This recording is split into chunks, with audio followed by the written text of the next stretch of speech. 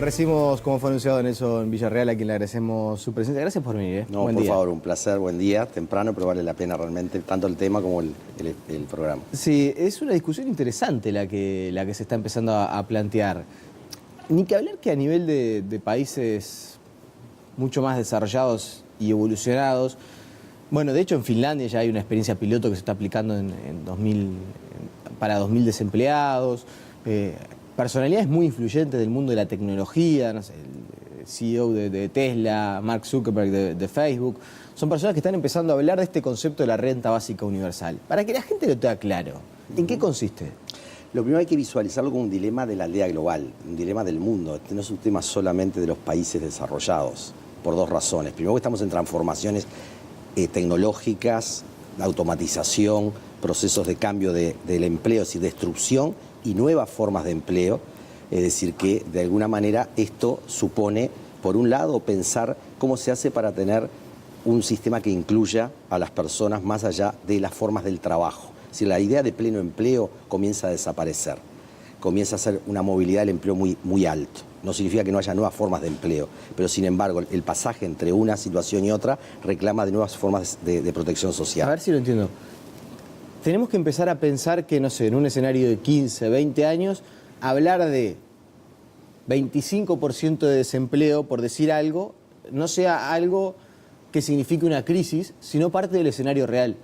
Parte del escenario real por varias razones, porque la automatización, los procesos de transformación tecnológica van sustituyendo no solo mano de obra simple, van a ir sustituyendo también muchas profesiones, ¿sí? Entonces, bueno, se van a generar otros mecanismos de formas de empleo. Entonces, separar aquí empleo, trabajo y tiempo libre es fundamental. Los procesos que ha tenido la modernidad, y miremoslos en el mediano y largo plazo, han implicado de alguna manera de que la búsqueda de lograr que el ser humano se supere lo que implica el trabajo manual directo, ¿no? O sea, es generar una tecnología que de alguna manera lo ha ido sustituyendo en su capacidad laboral. Y a la vez ha ido generando condiciones de producción, es decir, de generación de capital que no dependen solo del individuo. Las sociedades hoy generan un capital tal que supera la capacidad de iniciativa de los individuos. Es decir, que lo que hacemos cada uno de nosotros en realidad está ligado más el 80% al ecosistema en el que nos encontramos, a nuestra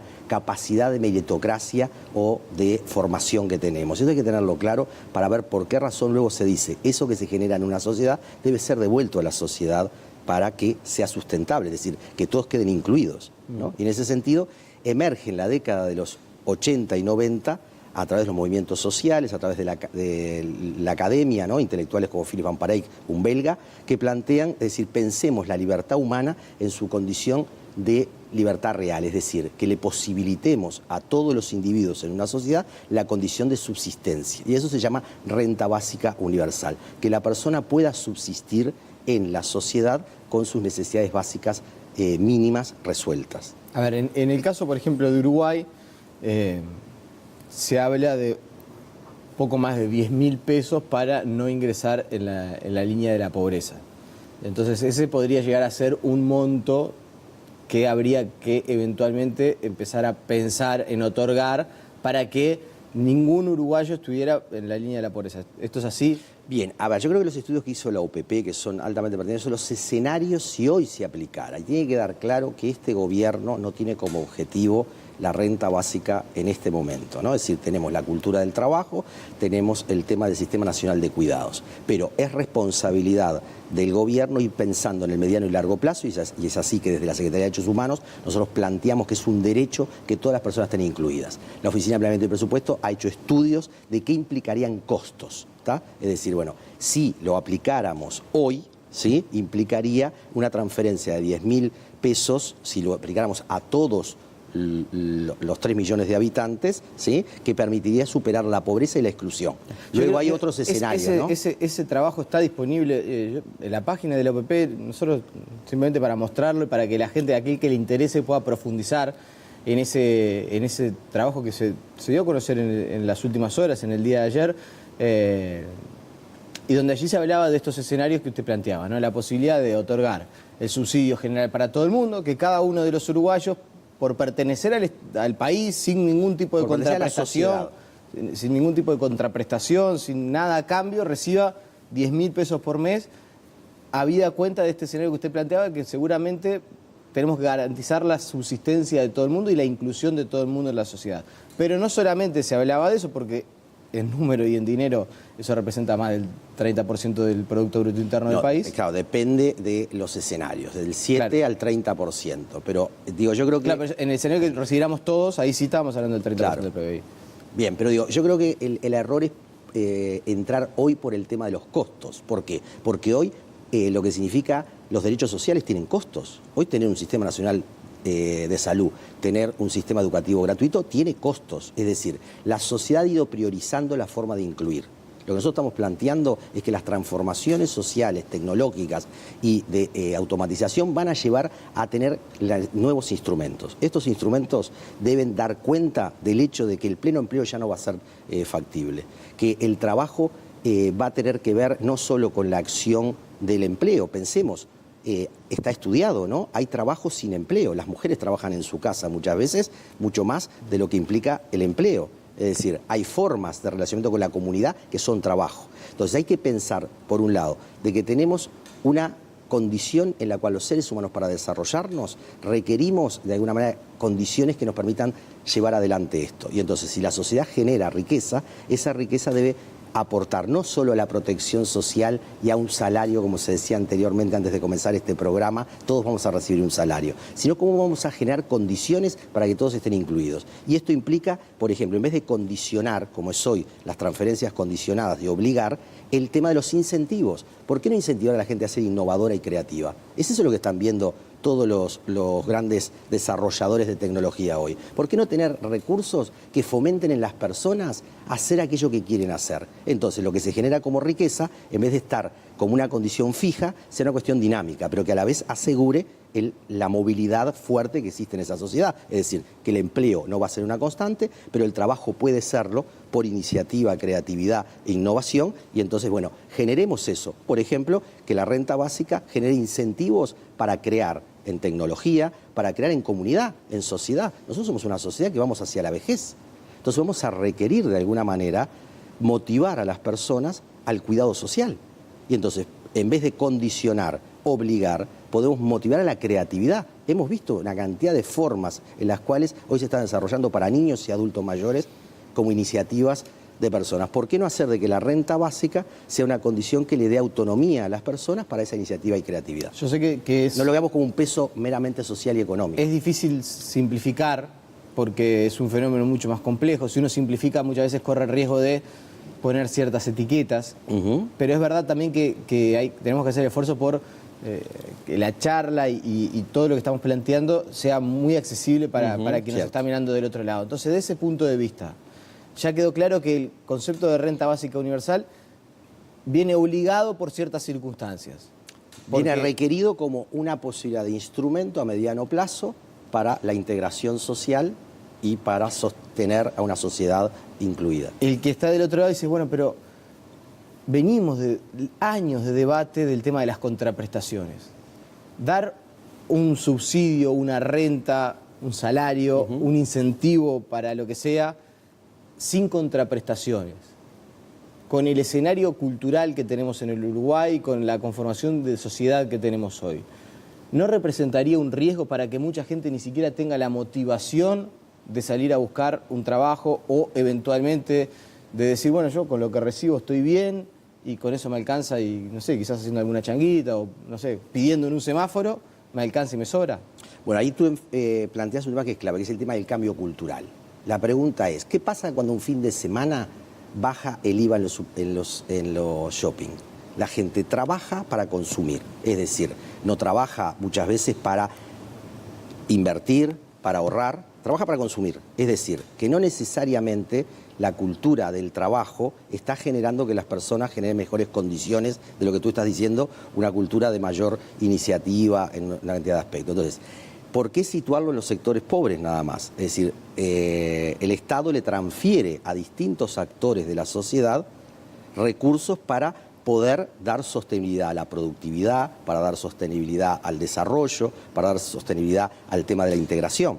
Es decir, los problemas de seguridad ciudadana hoy tienen mucho que ver no solamente con el hecho del narcotráfico, con el tema de la droga, tienen que ver con las situaciones muchas veces de pobreza, lo tienen que ver también con las condiciones de desintegración social. Bueno, una renta básica sería lo que daría un piso de subsistencia. Entonces, el tema no es la transferencia como una cuestión de pasividad, es generar una transferencia que da inclusión, a la que hay que ligar incentivos para que esa renta básica le permita a la persona desarrollarse con relativa autonomía. Es decir, que a la hora de quererte una renta media, es decir, si yo quiero tener más cosas, tendré que buscar empleo. Pero si yo ya tengo el diagnóstico que el empleo no va a ser pleno, bueno, habrá gente que no va a poder acceder al empleo. Pero para la sociedad, que estas personas no tengan resuelto lo básico, es un problema mayor para la integración social. Hasta por el egoísmo social sería impertinente pensar el hecho de la renta básica. Ya no lo pensemos solamente como el derecho de las personas, porque de hecho lo que ha sucedido es que las rentas condicionadas han permitido a un gran porcentaje de la sociedad incluirse. Bueno, siempre tenemos un porcentaje de pobres que no aceptan el criterio de esta condicionalidad, de productores que no pagan lo que el Banco República les da, de inversores que hacen tal cosa. Es decir, siempre tenemos un porcentaje de actores que violentan la norma. Pero mayoritariamente lo que se ha demostrado es que las transferencias que se dan a distintos sectores producen en la sociedad un mecanismo de inclusión. Entonces, hoy lo que estamos viendo es que se está produciendo un foso entre la destrucción de empleo creciente que va a suceder. Hoy tenemos crecimiento y no tenemos generación de empleo. La pobreza está estacionada. Por tanto, el preguntarnos hoy es para ser responsables en el mediano y largo plazo. Hoy no es factible introducir una renta básica, pero de acá a 10, 20, 30 años que no se haga es irresponsable. ¿Por qué? Porque la movilidad que se va a producir requerirá esta transferencia. ¿Usted cree que en 10, 20, 30 años el tema de la renta básica tiene que ser una realidad en el Uruguay? ¿O vamos camino a eso? Porque otro escenario sería profundizar la grieta. La total exclusión y dualidad social, que lo vemos en varias partes del mundo. ¿Qué es lo que sucedió en el siglo XX? Los países que transitaron por el Estado social tienen integración. Comparemos Canadá con Estados Unidos. Canadá con derechos sociales tiene una sociedad equilibrada. Estados Unidos sin derechos sociales tiene una sociedad dualizada. Es decir, en realidad, los países que transitan por la construcción de derechos potencian su productividad y su desarrollo. La renta básica va a ser un instrumento para potenciar el desarrollo y la integración social, como lo ha sido el derecho a la salud, el derecho a la educación, ¿sí? El derecho a la vivienda. Es decir, los derechos potencian la capacidad de la productividad, no lo quitan. Lo que sucede también, y puse el caso de Finlandia, que es donde se está aplicando una experiencia piloto por 2 años, ustedes dicen 10, 20 años, y parece, uno dice, 10, 20 claro. años, vayan a saber. Los 10 años son 2 periodos de gobierno. Sí. O sea, quiere decir que el próximo gobierno, no, el otro ya debería estar empezando a pensar en un escenario de, bueno, algo tenemos que avanzar en esto. Y eso requiere de experiencia. Requiere, por ejemplo, quizás la aplicación de un plan piloto para ver cómo se va a comportar la gente. Eso sí habría que pensarlo ya no en un largo plazo, sino en un periodo más corto de tiempo. Lo que hoy estamos haciendo, se está evaluando las condiciones de cómo las rentas condicionadas, ¿no? Asignaciones familiares, tarjeta alimentaria, ¿no? El MIDE se está evaluando cuáles son los límites que ha tenido esto. Es decir, la obsesividad, por ejemplo, de la condicionalidad no necesariamente genera el apoyo para que las personas pasen al empleo o a la iniciativa. Entonces, bueno, tengo garantizada la inclusión, pero me está faltando generar la movilidad social, ¿sí? Entonces, la condicionalidad no me está asegurando el resultado plenamente, ¿sí? Entonces, hoy ya se está evaluando. Hay que ir avanzando. Primero los estudios, obviamente económicos, pero en el caso de la Secretaría de Derechos Humanos, nosotros el viernes pasado, que recordando el Día de la Democracia, hicimos una actividad, una intervención urbana denominada Democracia es derechos humanos son democracia. Queremos instalar en la sociedad y en la política pública esta discusión desde la perspectiva normativa. ¿Qué significa esto? No pasa por establecer ahora si es en un periodo próximo o en el otro gobierno de acá a 3 gobiernos. El hecho es que si la sociedad no se enfrenta a pensar con anticipación, es decir, va a encontrarse ante un problema aún mayor. De hecho, cuando se definió que era necesario un sistema nacional de salud, cuando se define un sistema nacional de cuidado, nos estuvimos anticipando a esto. Cuando se dice que este gobierno afirma la cultura del trabajo, es porque tenemos un momento de inversión y productividad y de empleo bastante importante que lo reclama. Pero sabemos que esto va a tener también una baja. Y entonces es necesario compensar ambas cosas. Entonces, sobre todo es situar la problemática, que la población entienda de que vamos a ganar más como sociedad si incluimos que simplemente dejamos ligados a los individuos a su iniciativa. Alguien podría decir también, y hablando del tema de la cultura y de lo que es nuestra sociedad, bueno, si todos empezáramos a recibir eventualmente, no sé, pongamos el escenario Ese de monto hoy, de 10.000 pesos, ¿no? Para que nadie esté en la pobreza. Sí, sí. Porque eso, según el trabajo de la OPP, reduciría, prácticamente que extinguiría la pobreza del Uruguay, Totalmente. desaparecía ni que hablar la indigencia, bueno. Y alguien podría decir, ¿no sabes lo que van a pasar? Bueno, los alquileres que hoy valen 20.000 pesos van a empezar a costar 45, porque total, como ya recibimos 10.000, los alimentos van a tener una suba, va a haber una especie de espiral inflacionario. ¿Cómo se hace para que no esté la avivada esa de también aumentar los costos internos y que lo que puede llegar a ser una intención loable se diluya por la pérdida de valor del dinero?